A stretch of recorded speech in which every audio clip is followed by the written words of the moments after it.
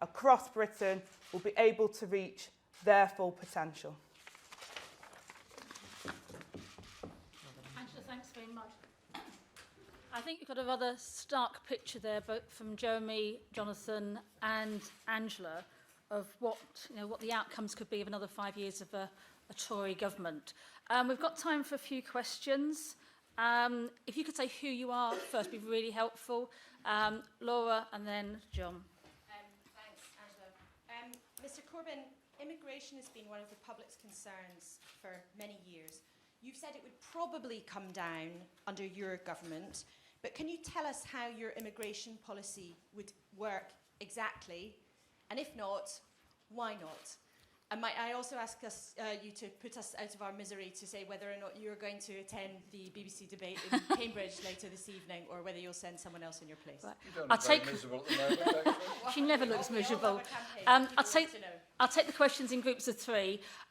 We might not be able to help you out on that one just yet, Laura, but you'll be one of the first to know. Jonathan. No, she'll be the first. It's Andy. Andy Bell, Channel 5 Sorry. News, don't worry. You've all cited the Institute for Fiscal Studies this morning. You obviously think they're credible. They say about your tax and spend plans that you're not being honest with the British people, trying to say, don't worry, it's only the very rich and companies who will have to pay more tax. They say that's not true. You'll have to find more tax from other people. What do you say to that? Right, and is there one more? Jack. Thank you, Jack Blanchard from the Mirror. There's a quite surprising poll in the Times this morning suggesting that we're now on course for a hung parliament. I'd just be interested to ask Jeremy, how would you respond in that situation? What would be your plan if next Friday it's a hung parliament and you need to form some sort of coalition or minority government? What exactly are you going to do? Okay, who wants to go first on those group of questions? Don't mind. Angie? I'll answer you, Jack. I don't trust polls. I think anyone that trusts polls at the moment is, naive to say the least. I think the Labour Party are in it to win it. We've just outlined, Jonathan, myself and Jeremy have just outlined what a disastrous 7 years the Tories have been to Britain. And we've just said what an opportunity it will be for Britain if they elect a Labour government, because I believe our manifesto is finishing the work of the manifesto we brought out, the Labour government of 1945. Our National Education Service will transform Britain so that our kids and our young people don't feel left behind anymore, and that our older people aren't asked to pay for their care by the government snatching their houses, which, may I add, Margaret Thatcher told them to buy in the first place. So, John, do you want to go next, then Jeremy, sweep up? I mean, look, we obviously disagree with the IFS on their analysis of what our tax plans mean. We think we can raise the money from the tax changes that we're proposing. Of course, it's difficult for the IFS to do an analysis of the Conservative Party's tax plans, because the Conservative Party haven't published clear plans in their manifesto, although we're all used to the Conservative Party saying one thing on tax before a general election, then breaking their commitments on tax after a general election. I do recall the Conservatives said they wouldn't increase VAT and then did, and of course this Prime Minister tried to increase national insurance despite a clear pledge at the 2015 general election. But one of the interesting things about the IFS analysis is when they compare our projections for public expenditure on the NHS and schools compared to the Conservative plans for expenditure on the NHS and schools, they do recognise and agree with us that we are putting substantially more into the NHS and into schools and that the Conservatives are proposing. And I take you back to the quotation I gave you at the start of my presentation from Jeremy Hunt, where he told the British people that the Conservatives will be putting more money into the NHS. Within days, that claim has been blown apart by the independent IFS. And this election is a big choice now between investment in the National Health Service with the Labour Party or a continued financial squeeze in the NHS under the Conservatives, with the impact that standards of care for patients will deteriorate further if the Conservatives get re-elected next week. Jeremy. Thanks, Angela. John and Angela couldn't have put it better. Essentially, the choice is, do you continue with the damage to our public services, damage to education and health, or do you elect a Labour government that will do things in a totally different direction and different way? That's the message we're putting out today. And on the questions, Laura, your question about immigration, As of the time we leave the European Union, free movement clearly ends within the European Union as far as Britain's concerned. We've made that extremely clear. We've also made it clear that we will legislate immediately, as indeed we tried to do in opposition when Andy Burnham proposed a resolution to this effect, on EU nationals having a right to remain in Britain. And I've also written to colleagues all across Europe asking them to do exactly the same for British nationals who live in their countries. Thirdly, under managed migration, which will come after we leave the European Union, it will be based on the needs of our economy and rights of family reunion, and it will absolutely prevent unscrupulous employers importing whole-scale workforces from lower paid regimes in order to come to this country and undercut people at work in this country. So we will end that appalling race to the bottom which does so much damage to community cohesion and relations between workers, whilst the employer laughs all the way to the bank with lower wages and all that goes with that. And I'm not going to make false promises in the way that Theresa May has done in 2010 and 2015, and she's making at this time. Therefore, we will manage migration based on the needs of this country. But we've also got to be very clear that we have a skill shortage because this government has not invested enough in training and education, and that skill shortage has to be met from somewhere. And if we didn't have migrant workers, either from outside Europe or within Europe, working in our National Health Service, as I'm sure John would confirm, it would be in an even worse state than it is at the present time. Likewise, the thousands who teach in our schools and help our children. And so we will manage that situation. Where communities have had large numbers of people moving in and greater demands have been placed on local public services, we'll reinstate the special fund that the previous Labour government instituted to assist local authorities in those areas. As to the debate, I simply say this. There's something very odd about going down to Sky the other night. Me being brought in front of the audience, very happy to do so and answer questions to the audience, sat in front of Jeremy Paxman, and utter pleasure it was too, to be having a chat with Jeremy Paxman for a while. There's no finer way to spend a Monday evening. And then the Prime Minister is hiding away in a room upstairs to come down and do exactly the same. How ridiculous is that? Come on, Prime Minister. Come and have a chat. Come and have a debate. And I can be ever so polite. But there are a number of questions I want to put to you. Now, I'm sure she's watching this morning's press conference, because I know she's not too busy because she's not planning a debate today. But why not change your mind? Come and have a debate. Okay, now then. That's an intrigue. Now the second point on Andy's question on the IFS. The IFS has stated in stark terms what the Conservative government would do if re-elected. It has also analysed our plans and made the point that we're proposing a great deal of investment, which is obviously absolutely true. They have not costed the effect of our new taxes on overseas property, for example, because they don't exist at the present time, and therefore they didn't feel able to give a prediction of the income from them. We are very confident that everything we put forward in this document about funding our manifesto is robust and will stand up and will deliver a step change for the people of this country, and 95% will pay no more in tax or national insurance, but will benefit from better health service, better schools, and investment across the whole country in all regions of England, as well as in Scotland and Wales, on improved infrastructure. And on the last point that Jack so kindly raised, I never comment on opinion polls, but this election campaign is going very well. Thousands of people are joining our campaign and joining the Labour Party. And do you know what? The average donation online at our party head office is £22. This is ordinary people giving their money because they want a political change in this country. And I'm looking forward to the result, which will be announced on June the 9th. Thanks, Jeremy. And please sue Theresa May there that it's not too late to change her mind. Having been very embarrassingly got Andy's name wrong, I'm just going to point to people from now on, so I'll just take three more. One here, back, and over there. Two questions for Mr. Corbyn. Alison Little, Daily Express.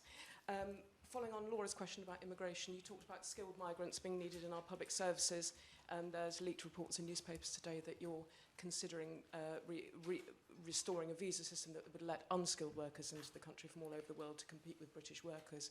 I'd like your comment as to whether you are considering that.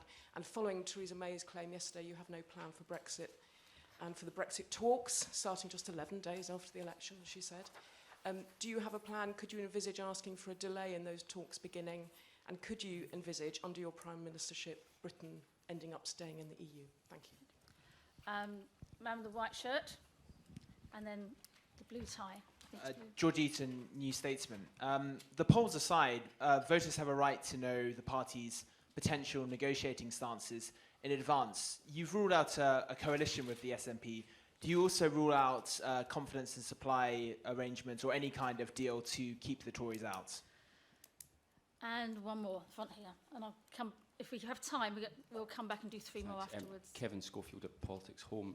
Jeremy, you've tweeted this morning that yourself and Kezia Dugdale are of the one mind on a Scottish independence referendum. You're not in favour of one. Can you confirm that if you become Prime Minister, you will order or tell Nicola Sturgeon to take that off the table for at least the next 5 years? And can I also ask, while you were working for peace in Northern Ireland, did you ever publicly call for an IRA ceasefire? Those are mainly directed to you, Jeremy. Okay. Someone else to pick up on staff Alison, immigration. thanks for your question.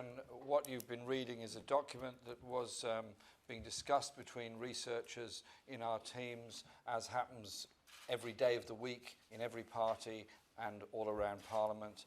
Our policy is in our manifesto. That is the policy that we'll be carrying out.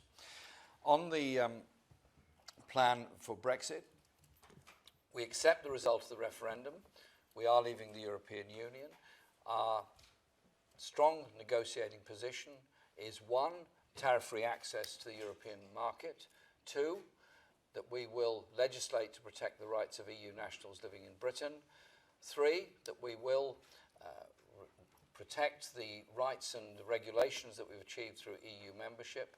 And there will be other areas of special agencies with Europe that we'd want to remain part of, such as security sharing of information, such as issues of environmental pollution and control, because all those things are very important. But crucially, it has to be tariff-free trade access to the European market.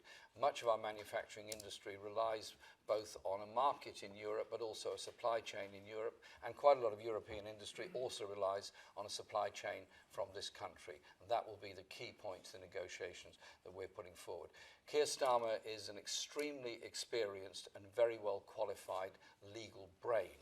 In fact, there is no finer legal brain, even in this room, than Keir Starmer, and he will be the one to lead our negotiations. And I'm looking forward to Keir doing that, and obviously all members of the Cabinet will be part of it. George, I think you spend too much time in Westminster, if I may say so. You should get out a bit more. I really believe that, because what you would see outside is a very different story. The enthusiasm, the step change, and the whole ambition of people to win this election for Labour, to elect a Labour government with a majority, to carry out what will be an agenda that will radically improve the lives of so many people, and what's more, give young people confidence in their own future, rather than a future of debt, underfunded schools, insecurity, and low-paid jobs. And so I invite you to join us when we celebrate victory. Is that all right, George? And if you want to come and see the enthusiasm around the country, please join us. It's fun. You'll enjoy it, I promise you. You really will. And Kevin, your question on the Scottish referendum. Obviously, the Scottish Parliament has taken a view. I believe that the last thing Scotland needs now is that debate. What is needed now is a serious debate about the problems of underfunding of public services in Scotland, the way in which the SNP government has declined to use the tax-raising powers it has in order to ameliorate the effects of austerity by the Westminster government, And I think it would be extremely wrong and unwise to go into a referendum while the Brexit negotiations are going on. And so the invitation I would give to the Scottish Government and Parliament is think again. The important thing now is to get a deal with the European Union that guarantees us a trade access to the European markets to protect our jobs and our industries in this country. Over Northern Ireland, I always wanted to be a ceasefire. I supported ceasefires. There was one ceasefire under the Major government, which unfortunately collapsed, but another one was instituted very quickly on the election of the Labour government in 1997, and I think we should pay a huge tribute to that government, in particular to Mo Mowlam, for the work she did in achieving that. And the peace process in Northern Ireland is something that people all around the world have learnt lessons from. Yes, many of us did meet people who were on both sides of the divide in Northern Ireland, but the principle of the ceasefire and the 1997 agreement, the Good Friday Agreement, was that both sides had to recognise there was a shared and different cultural history and past in Ireland, and that stood the test of time, and we still have that government system in Northern Ireland, and I think we should be pleased about that. Those of us that took up cases of what we believed to be miscarriages of justice, I think we're right to do so. Those that tried to encourage people to come to the table and talk, I think we're absolutely right to do so. Okay, thanks, Jeremy. I've only got time now for 2 more questions. My apologies. I'm going to go towards the back. Lady in the red, who's been waving at me a lot at the back, and lady in the grey jacket here. You can say who you are when you answer, please. Thank you, Tamara Cohen from Sky News. Mr Corbyn, you've criticised the Conservatives on social care. We've got a lot of numbers in this document, but what does Labour think is a reasonable amount for people to pay for social care over their lifetime? Is it the £72,000 Andrew Dilnot suggested, or if not, what is it? As a quick second one, if I may, Theresa May said yesterday that if you were negotiating Brexit, she said you would be alone and naked in the negotiating chamber. What would you say to her? Not a pretty sight. Right, the next one's over here. I'm only joking. Kate Devlin from the Herald. Mr Corbyn, you just said that many people met people on both sides of the divide in Northern Ireland. I'm just wondering, during those years, if you ever met political representatives of loyalist paramilitary groups. John, do you want to pick up on the social care one first of all? Apologies to others, I wasn't able to get in. I mean, social care, as we all know, has quite rightly become one of the big issues of this election, following, as we all know, the chaos of the Tory manifesto with the dementia tax, and it's something which is being raised with us all the time on the doorstep, particularly in marginal constituencies across the country. We know that social care has been in crisis for some time. 4.6 billion has been cut from social care over the last 6 or 7 years. You'll recall, of course, Surrey County Council pleading for special arrangements with the government because of the social care crisis hitting their areas. We've said we'll put more money into social care. It needs an emergency injection of money, and we will provide that money. We'll do 8 billion across the Parliament. On the specifics of a cap, you will also recall Jeremy Hunt on the Today programme, on the morning of the Conservative manifesto launch, ruling out a cap in quite clear and stark terms. He's been made to look rather silly now, consequently, following the Prime Minister's panicked, chaotic manoeuvre. But we believe that the principles of Dilnot are sound principles. We will want to consult on the principles of Dilnot, and we will want to move over a Parliament to a national care service. But we believe we have to proceed with consensus, and we are very happy and indeed keen to talk to other political parties across the Parliament, the opposition parties, the Conservatives and the Liberals, when of course we're in government in that Parliament, perhaps, about what that final social care settlement looks like. But what you've not got with us is the shilly-shallying around on social care that you've seen with the Conservative government. We're going to put substantial investment into social care because the people who have been denied the social care support that they expect and deserve over these last 6 to 7 years deserve better. Thanks, John. I'm just going to ask Jeremy to respond to the other questions, and Angie, if you'll sort of wind up on the education bit. John has made the points on social care that we will put money in immediately. The current crisis is appalling, and the fact that the Conservatives have done a U-turn on a manifesto is, I think, a record breaker in British political history. We will fund social care properly. We will have a national social care system. And please understand the stress that families and individuals go through. Individuals, often elderly and alone, stuck in hospital beds because they can't get the social care they need.